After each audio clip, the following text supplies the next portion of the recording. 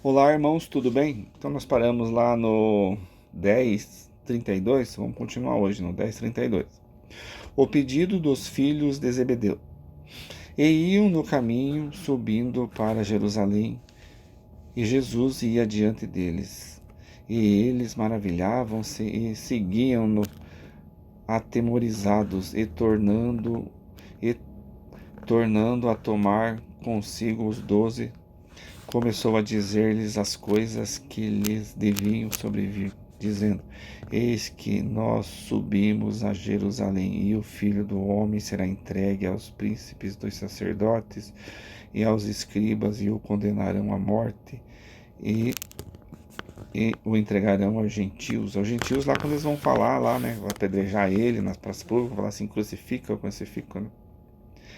E o escarnecerão, e o açoitarão, e cuspirão nele, e o matarão, e ao terceiro dia ressuscitará. E aproximando-se dele Tiago e João, filhos de Zebedeu, dizendo: Mestre, quereríamos que nos fizesses o que pedirmos.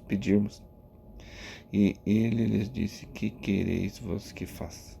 E ele lhes disseram: Concede-nos que na tua glória nós nos assentamos, um à tua direita e outro à tua esquerda. Mas Jesus lhes disse: Não sabeis o que pedis? Podeis vos beber o cálice que eu bebo e ser batizados com o batismo com que eu sou batizado? Quer dizer, Jesus já era o que Jesus já era, porque Jesus, quando encarnou aqui, já tinha 13 bilhões de anos. Jesus já era. E Jesus é. E eles não tinham 13 bilhões de anos. Então, eles não sabiam, Jesus fala assim, eles não sabiam que, vocês não sabem o que vocês estão pedindo, porque vocês são espíritos jovens e são espíritos devedores, né? Eu vim aqui para trazer a luz, resgatar vocês. E eu sou muito mais desenvolvido, sou muito mais antigo do que vocês. Então, para o lugar onde é que eu vou, o espírito de vocês ainda não consegue entrar. Não porque Jesus não queria que eles entrassem. Não, Jesus quer que todo mundo fique com ele. Mas é por causa da endurecimento do coração, por ser um espírito jovem, está ainda em fase de desenvolvimento. Jesus também está, assim como todos os espíritos estão em fase de desenvolvimento. Mas eles não tinham condição de entrar onde Jesus entrava, né? Não tinham condição de entrar. Por isso que Jesus falou sobre dessa parte. E eles lhe disseram: Podemos, Jesus, porém disse-lhes: Em verdade vós bebereis do cálice. Ah, tá, batizado. Mas o assentar, mas o assentar-se à minha direita ou à minha esquerda não me pertence a mim concedê-lo, mas isso é para aqueles a quem está reservado. Então, não nem parte de Jesus, né? Já vem pela obra, pelo aquilo que você faz, né? Não é escolhido assim, você fez, então, agora você vai. Não é assim. Você tem que ter mérito para isso também, né? E os 10, tendo ouvido isto, começaram a indignar-se contra Tiago e João, porque eles queriam o reino de Jesus, né? Mas Jesus, chamando-os a si, disse-lhes: Sabeis que os homens que julgam ser príncipes da gente delas se assenhoriam e os seus grandes usam de autoridade sobre ela. Então, para a pessoa quer ter poder, mas ser grande, mas quer ter poder, quer fazer o que quiser com as pessoas, né? Mas entre vós não será assim. Antes, qualquer que entre vós quiser ser grande será vosso serviçal. Então, se você quiser ser grande no reino dos céus, você tem que ser um servidor aqui. Fazer as coisas de Deus e ajudar os outros e servir os outros, né? Na caridade, no amor, nos serviços, orar, fazer, né? Ajudar. E qualquer que dentre vós quiser ser o primeiro será servo de todos no reino de Deus. Porque o Filho do Homem também não veio para ser servido, mas para servir. Por isso que lá na época, lá na parte lá onde é que eles lavam o pé, Jesus foi lá e lavou os pés dos apóstolos, né? Porque, mas vai fazer o quê? Lavar meus pés? Não, mas Jesus está mostrando que tem que ser pequeno, tem que ser servo, né? Se quer servir, quer ser ganho no reino dos céus, então seja pequeno aqui na terra. Sirva, faça a vontade de Deus aqui na terra. Mas para servir e dar a sua vida em resgate de muitos. Então, você fala, está na frente de uma igreja, está na frente de um templo, está na frente de um centro, está na frente de um povo, né? Então, está fazendo vídeo no YouTube.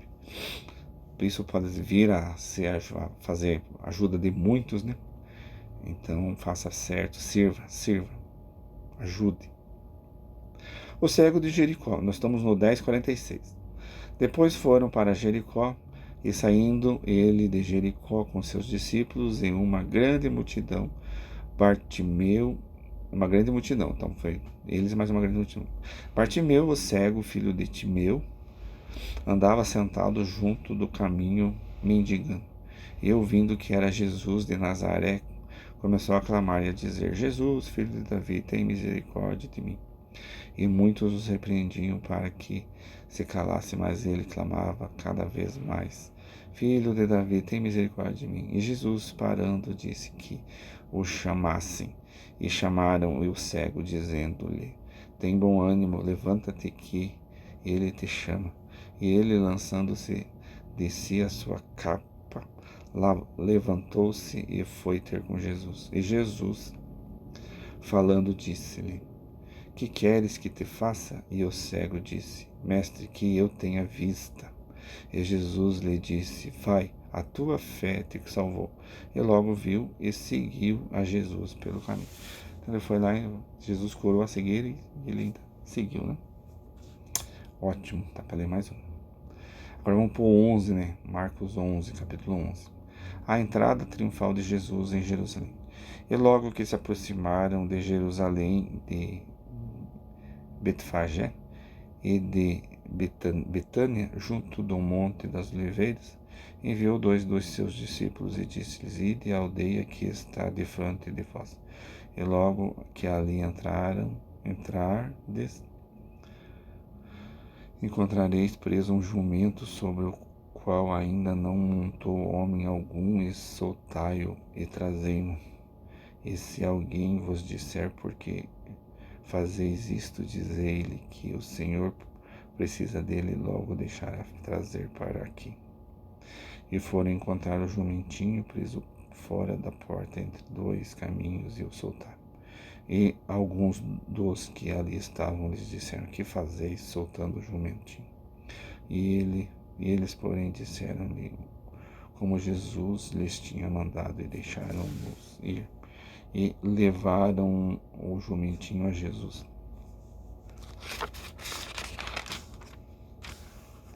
Lançaram sobre ele os seus vestidos e assentou-se sobre ele. E muitos estendiam seus vestidos pelo caminho, e outros cortavam ramos das árvores e os espalhavam pelo caminho. E aqueles que iam adiante e os que seguiam clamavam, dizendo: Hosana, bendito o que vem em nome do Senhor. Bendito o reino do nosso pai Davi, que vem em nome do Senhor, Hosana nas alturas. Pai Davi, eles não falam nem de Deus. E Jesus entrou em Jerusalém no templo e, tendo visto tudo ao redor, como fosse já tarde, saiu para Betânia como os 12. Então, já era tarde, não tinha o que fazer, ele saiu. Em uma canalização com Jesus, na plataforma de oração, foi falado que ele não participa dessa parte do jumentinho, ou nas cartas, eu não lembro muito bem. Mas tem uma parte que eu já vi que Jesus fala que ele não sentou em jumentinho. Essa parte do jumentinho não tinha. Essa parte foi as pessoas que colocaram, ouviram alguma coisa, ou entenderam de uma outra forma, né? Diz que essa parte aí não existiu. Eu não posso dizer se existiu ou não, mas eu só estou passando para os irmãos o que eu vi, né? A figueira seca, dá para ler essa aqui, dá. A figueira seca, a purificação do templo. E no dia seguinte, quando saíram da Betânia, teve fome. E vendo de longe uma figueira que tinha folhas, foi ver se nela acharia alguma coisa. E chegando a ela, não achou senão folhas, porque não era tempo de figos. E Jesus, falando, disse à figueira: Nunca mais coma alguém fruto de ti. E os seus discípulos ouviram isto.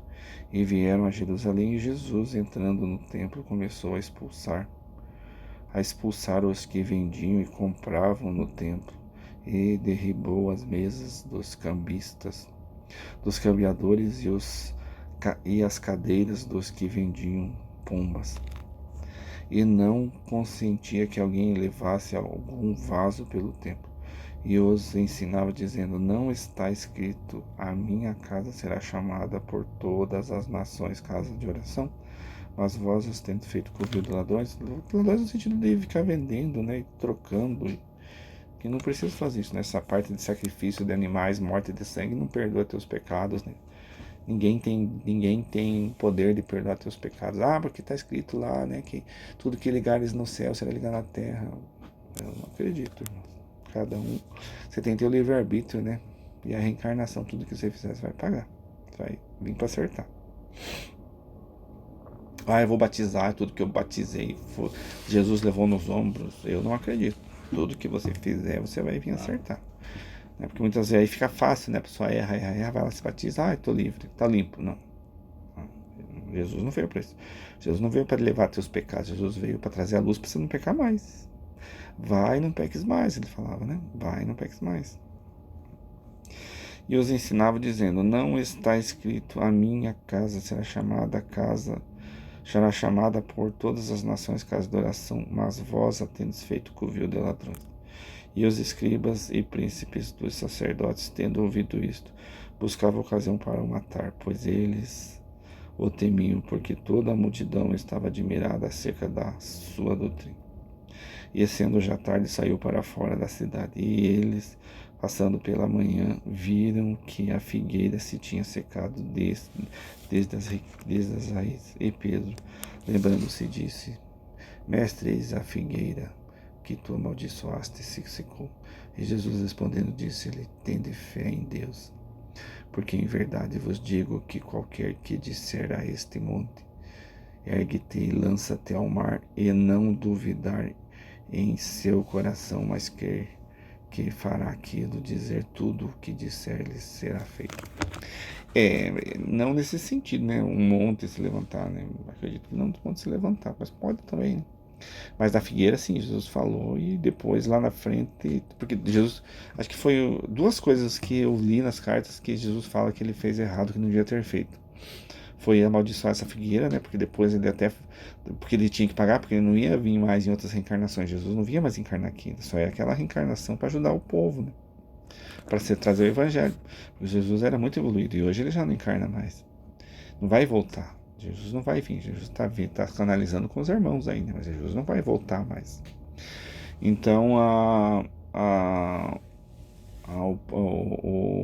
o povo, né?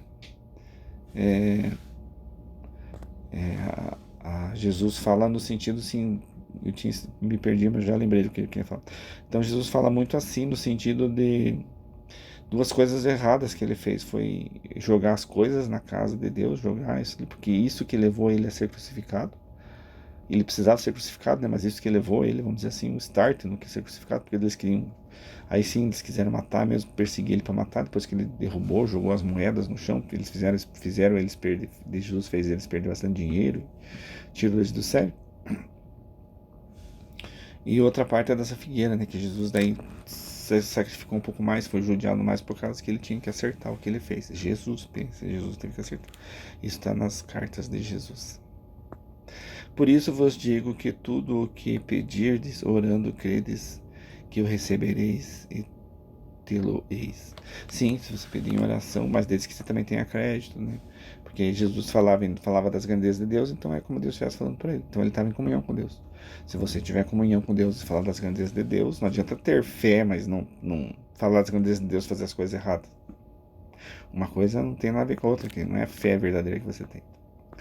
E quando estiverdes orando, perdoai se tendes alguma coisa contra alguém, para que o vosso Pai que está nos céus vos perdoe as vossas ofensas.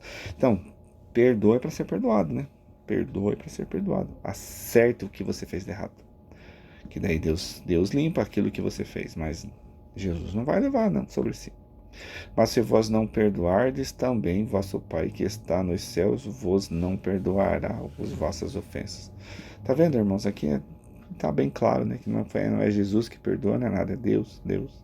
Por ter mais do que você faz certo, por ter mais do que você faz errado. Interrogação acerca do batismo de João. No 11:27. E tornaram a Jerusalém, e andando ele pelo templo, os principais dos sacerdotes, os escribas e os anciãos se aproximaram dele. E lhe disseram: Com que autoridade fazes tu estas coisas? Ou quem te deu tal autoridade para fazer estas coisas? Mas Jesus respondendo disse-lhes: Também eu vos perguntarei uma coisa, e respondei-me, e então vos direi com que autoridade faço estas coisas. O batismo de João era do céu ou dos homens? Respondei-me.